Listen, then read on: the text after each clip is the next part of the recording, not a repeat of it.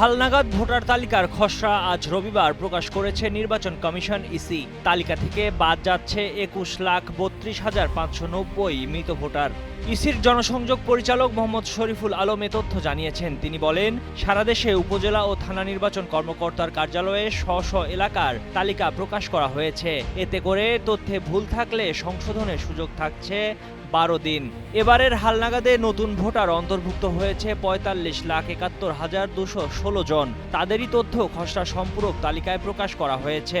সম্পূরক ভোটার তালিকা প্রকাশ হওয়ায় যোগ্য ব্যক্তির নাম অন্তর্ভুক্তি, মৃত্যুজনিত বা অন্তর্ভুক্তি হওয়ার অযোগ্য ব্যক্তির নাম কর্তন, ভোটার স্থানান্তর এবং কোনো সংশোধন বা ত্রুটি বিচ্যুতি দূর করার জন্য দরখাস্ত দাখিল করা যাবে ২১ আগস্ট পর্যন্ত।